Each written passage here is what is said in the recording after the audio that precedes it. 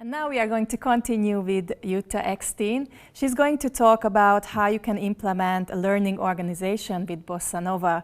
Jutta works as an independent coach and consultant and a trainer. She has helped many teams and organizations worldwide to make an agile transition. She will talk about how you can implement a learning organization with Bossa Nova. Thank you so much, and welcome everyone to this session.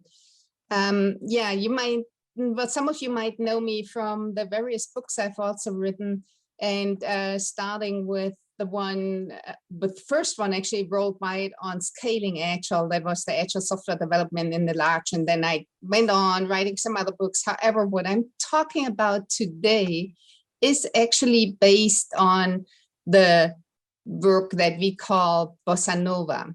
And Bossa Nova is basically, and I have those problems here because my computer is doing whatever kinds of stuff, so I don't even know if it's responding and speaking with me. Here we go. Bossa Nova is actually company-wide agility with beyond budgeting, open space, and sociocracy. And so what I want to really look into today is how Bossa Nova, or company-wide agility, can help you implementing that learning organization. And maybe a little bit play with that is probe your organization. You might understand later on better what's really meant with that.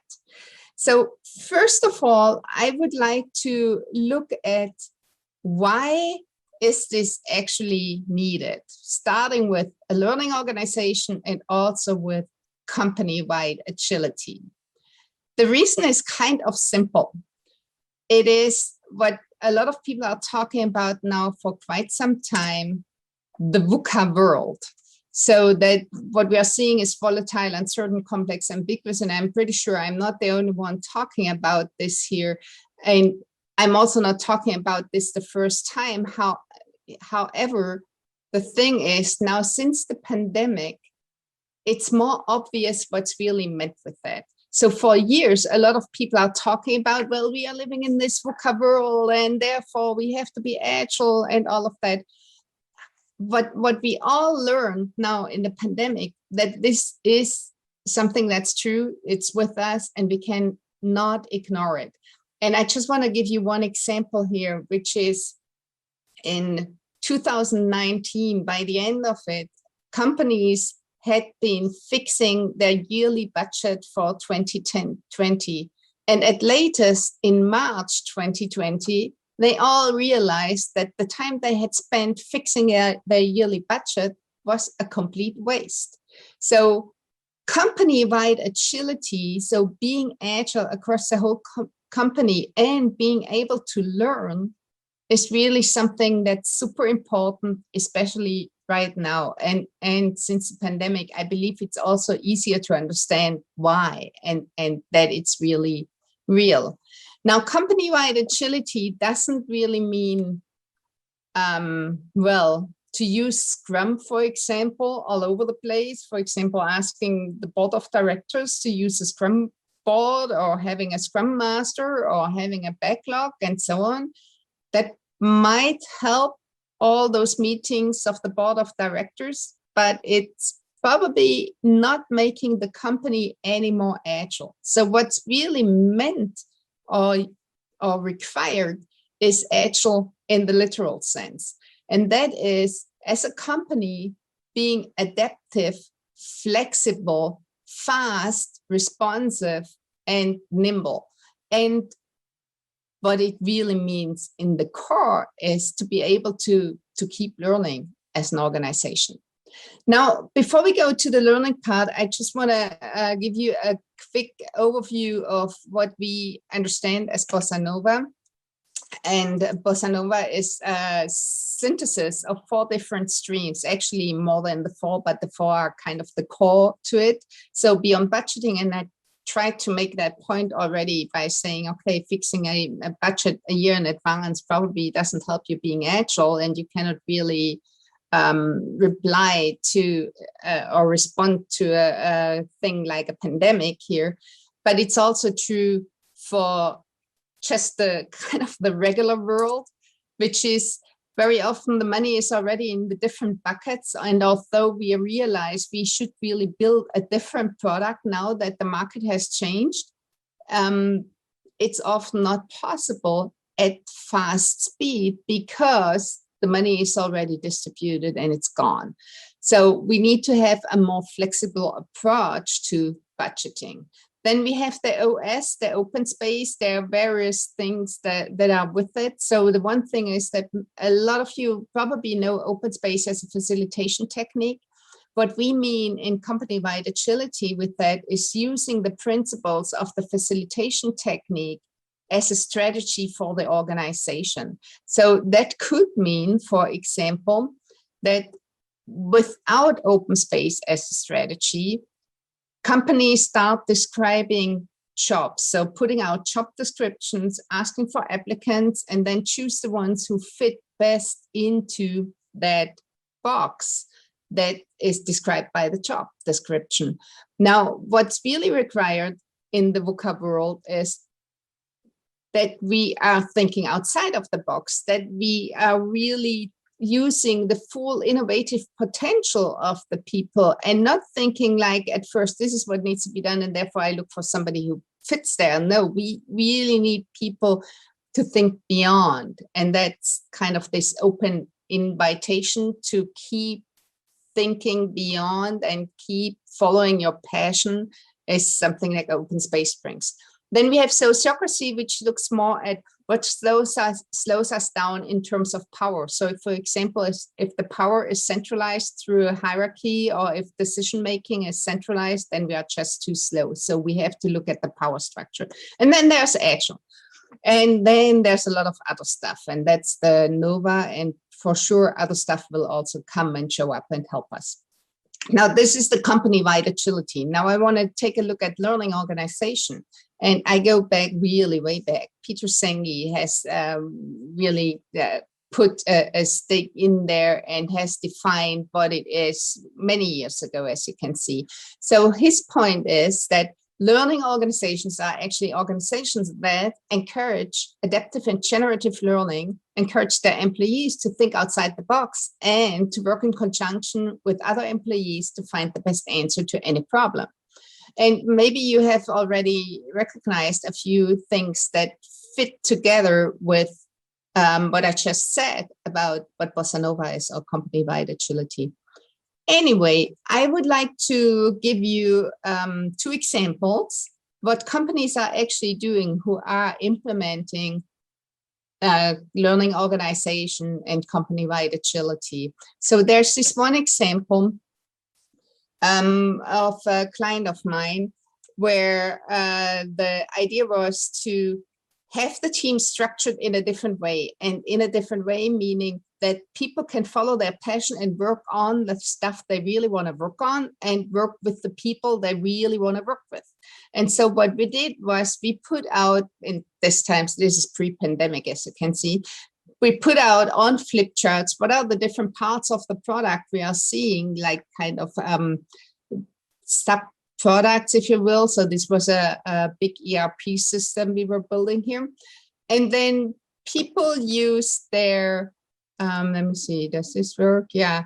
They use stickies to sign up for it. So if like to the left, if the person wanted to be a product owner, put a sticky there, or the other ones are kind of developers and they put the stickies over there. And what you see on the other flip chart was that people were then more certain about what they want to do. And so they had a solid marker and said like, okay, I'm here. I'm working with that team. So that, again, they could follow their passion. They were invited to do so by working on the product, on the topic they really wanted to work on. And well, yes, of course, we also feared that maybe some people, nobody wants to work on some of parts of the product, or some people might not want to work with some people together. However, what we found that it all worked out because people acted responsibly. And I've seen this way more often. So this was the first time I used that, and that's about, I think, like 15 years ago. meanwhile, I've used that a lot, and it has a name now. It's even a book out there, not by me, by Sandy Mamoli, on self-selecting teams. Of course, you can do this also using, for example, Confluence or any kind of wiki structure where people can sign up and talk about it, what's best. So this is the one example.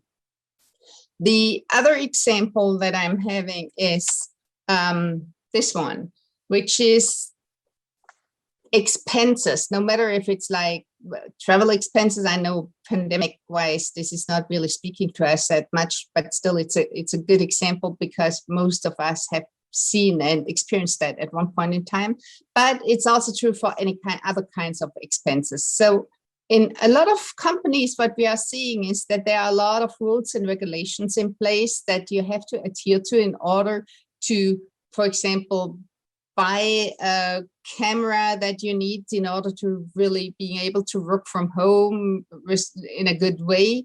And then be sure that you really get reimbursed for the expenses you made.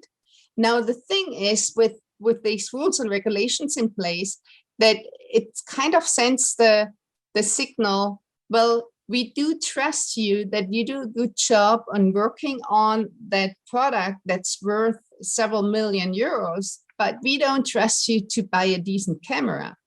Therefore, you really have to adhere to all these rules and regulations. So it's really a clear sign of mistrust. And this can be done in a different way as well. And here's an example from a company in Germany, IT Agile.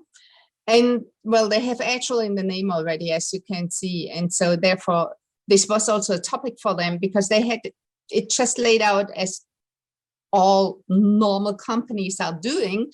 So they had these principles and rules and guidelines in place, and the employees were then saying, well, but this isn't really Agile. Can we do this in a different way? And so they decided to run an experiment and came up with 3 principles. And the first principle was, and in this case, it started off with travel expenses, actually. That's why this picture, that's a German ICE, so the high-speed train in Germany. And the first principle they came up with was, well, whenever you spend money for your travel, it has to be legal. So that's probably an obvious thing. The second principle was, or is, that you should spend the money in a sensitive way. And nobody said what that really means. And the third principle was like, okay, and then when you travel and spend money, you should take care of yourself. And also this, nobody defined what it meant. When I talked to the CEO like half a year later, and I asked, how is it going with your experiment? He was saying, well, pretty well. What they figured was that about 1/3 of their employees is traveling first class and 2/3 are traveling second class. And we don't have any other classes here in Germany, so it's first and second. And then he right away said, before I could say anything, like, and you know what, it's not top management. So it's not people like me traveling first class, it's actually the consultants. And the thing is, everyone understands that because the consultants are on the road the most often, and therefore taking care for yourself means something different for them than for anyone else of the company. And this really brings across like having these rules and principles in place, which try to treat everyone the same, doesn't result in that everyone is treated equal. And that's, I think, a really important lesson here. There are some other examples of different companies. For example, Miles, a Norwegian company, they do just all their expenses, no matter if travel or anything else. So also in the pandemic, that works better there, by only following one principle. And the one principle just means whenever you spend money, put it on the intranet, say, what did you spend it for and how much was it? So if you will, it's more like peer control. So if I spend like a big amount of money for my camera, people will ask me if it's really that excellent that it really costs so much, or why was that needed? And then there's also Roche, German pharmaceutical company, and they changed their travel budgets to introduce full openness and transparency. The interesting thing here was that they learned that by doing so, by having self-management and self-control, that it really reduced the travel costs for overall for the company. However, that's also probably pre-pandemic. I guess now the costs are completely down in terms of traveling. Now, these were like the two examples. And looking at those examples, there are a few values guiding that behavior for those companies. And the values that are actually guiding them are transparency, self-organization, continuous learning, and constant customer focus. And if those 4 values sound a little bit familiar to like the Agile Manifesto, well, that's why, because it's related. It's kind of derived from the Agile Manifesto. However, trying to make it work company-wide. I would like to give you a bit of a time to read through the definitions of those values.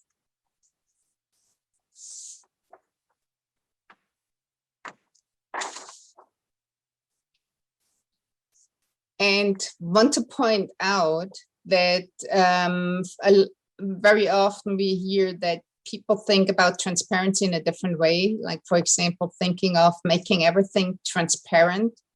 But this is not what it's really meant. It's more meant that it's a transparency in 2 directions, and that the information that I need will be made transparent to me. It doesn't necessarily mean that everything is transparent to me. Actually, I wouldn't like to have that. I'm already information overloaded, it seems, for a lot of things. So yeah, these are the values driving this kind of behavior. Now, the next question that you might ask, I'm not sure, but is kind of, where do you actually start? And if you want to implement a learning organization via Bossa Nova, the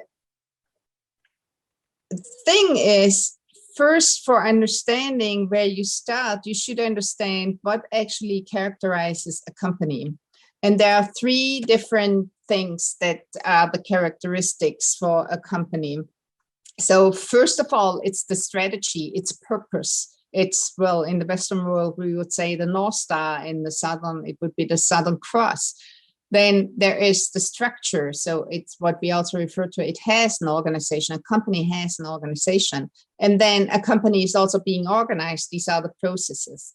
And for quite some time, people thought that structure follows strategy.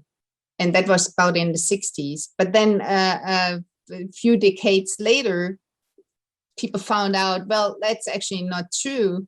It is that strategy follows structure. And meanwhile, people understood actually everything follows everything, which is the good news here. Remember, I started with that, like, okay, where do you start?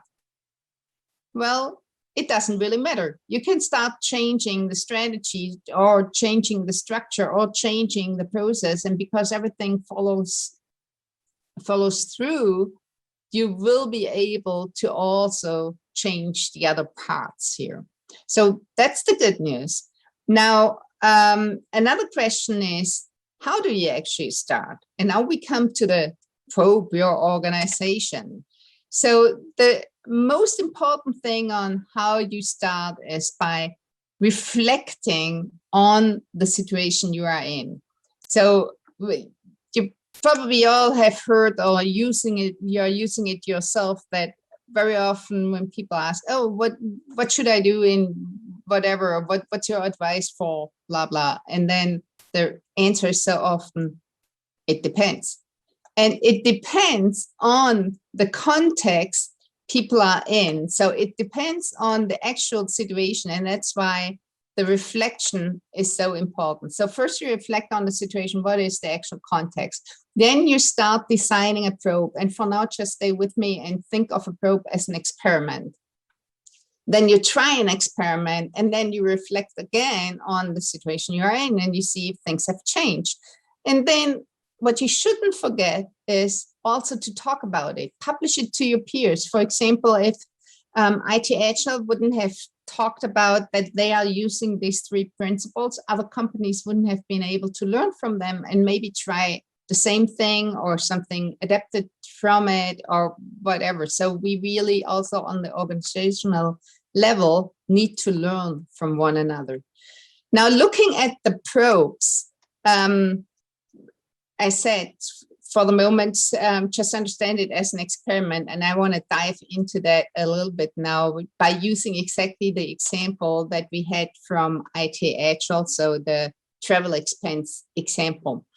And a probe is really made up of the outcome of the reflection. So this is the background. For example, that we figured that these procedures are burdensome and it sends that signal that people can't be trusted and stuff like that. So this is one part of the probe. So the outcome of the reflection.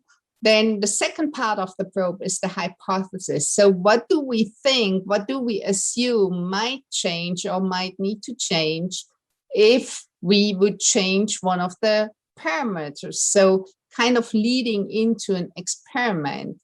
And the experiment is then the third part of the probe, which consists of pre-measurement and post-measurement, so that we can be sure that things have changed the way we wanted to change, and then whatever our experiment is. So the experiment could be, you want to try exactly the same thing that IT Agile did with these 3 principles, or maybe you decide you'd go all the way to what Miles did, and which was only one principle, which was the publishing on the intranet. Or maybe you come up with something completely different.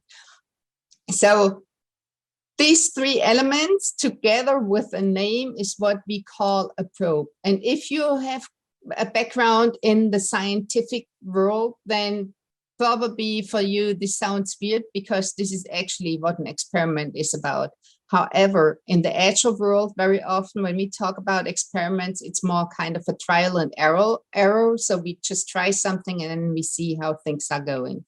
And that's just one part of it, but also an experiment should be always guided by the assumption that we are having. So by the hypothesis we are having, and it should be measured so we know what really is happening. Okay, so now we had what are the examples? We had what are the guiding values? Where do we start? Strategy, structure, process. And we also were looking at the probe cycle, and here we have an example probe. I now would like to share with you one more example, just in order to maybe better understand what's meant with a probe. And this is an example from a bank. The picture is not real. That's my imagination here. And from this bank, it was the board of directors in their meetings, and this is my imagination of their meeting room. The board of directors said, well, the communication isn't really that good. That's kind of their reflection that they had. And what can we actually do to make it more open, more honest during our board of directors meetings? And they had the hypothesis that if they are moving out this fat oak table, and maybe it wasn't an oak table again, that's me thinking that, maybe then because there's not that barrier between us anymore, maybe then we open more up and we are free in our conversation here. And so they did. And what they figured was exactly that communication became more open and honest. But interesting enough, not only inside of the board of directors meetings, but also to the rest of the company. And I wanted to share this example with you, not because I think you are all part of a board of directors, but because probes can be really super small. So here the small thing was just removing a table. It wasn't like a huge change. It was something you can reverse quickly. And if you feel like this is not it, but removing a table is something big. So very often a small change can have a huge impact, as it had for that bank. So coming back to the learning organization and what Sengi says about that, which is actually a learning organization is a group of people who are continually enhancing their capabilities to create what they want to create. And this is with what Bossa Nova and company-wide agility is providing us really a great way of establishing exactly that. And with that, I am wrapping up here. First of all, this is kind of what we all saw. So the values that you see in the top left corner, then we had on the bottom right, the different characteristics of an organization, which is what research actually found out, that this is what marks any organization. Then we have the process and Bossa Nova overall. So in essence, an organizational learning really only happens through individuals learning and through trying something new, through probing continuously. And with that, thank you so much. And I'm curious for your questions.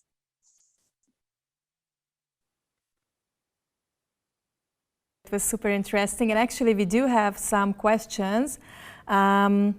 First, Laurent asks, mistrust in the purchases. Procurement buyers claim authorized vendors are meant to save money on the global level and be able to get broken things fixed. Purchasing processes take care of that. Not to end up with broken camera that you can't get fixed because the company disappeared. What is your take on that? I'm not completely sure I understood it right, but is it that I will break the camera by overspending? No, but if you break the camera, how can you make it fixed? Well, if this is not coming from a vendor. The camera, I am not completely sure, but I try anyway. So the key difference is if people are really trusted to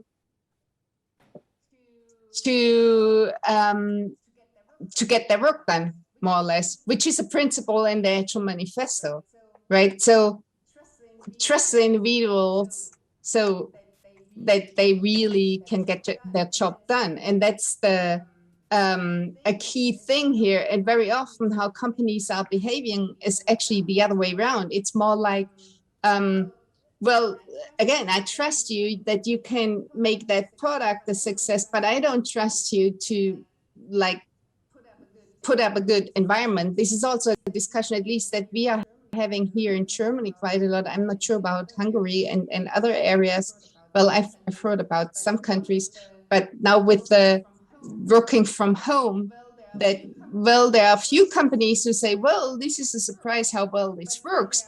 But then there are a lot of other companies who say, well, we are not quite sure what you are actually doing there. So, and therefore, we definitely want to have you coming back to the office so we can control you. But controlling people, especially if it's knowledge worker, that's just not how we operate. So it is really all about trust. And now I'm still uncertain if I answered that question really, but yeah. Thank you. I actually have another question. You mentioned in your presentation that an example that a small change can have a huge impact. Do you have any other examples of that? That's a good point. Well, actually, one thing that turned out into a huge change, but it started super small, which is, in this case, also a software company where people felt the way it has been, it's decided on salary increases and bonuses and salary in general doesn't seem to be really agile or trustful. And so it was just a group of people who decided, well, let's talk about this and what we can do to make a difference. And what they did at first was just for themselves, opening up and publishing, sharing what they're actually earning, what their salary is. And that already sparked some discussions. By doing that, then they said, well, what about if we just share it with the rest of the company? And they did. And this started a full snowball rolling. And so more and more people shared what they got. And so this was the change, actually. But it led to that they now did come up with a completely different process, how they decide on salaries and salary increases and bonuses and so on, which is a really more collaborative way of deciding on it. So the first change was just super small, and it was just the whatever courage, transparency of that. I think it was maybe a handful of people who started that, but it had an effect on the whole company. Okay, another question came in, a few of them. The question is, can it be that reasons that such approaches work is because of the level of morality we have in people in certain countries? Can this work in countries where stealing is still an issue, for example? Well, when this is an issue, that means that something is not fair. You know, people start stealing and behaving this way, are not treated in a fair way. And therefore, this goes hand in hand. What I really like is what Bjarte Bognes is always saying. So he's a representative of Beyond Budgeting. And he says what companies typically do is, because they fear things are abused, they put everyone in jail.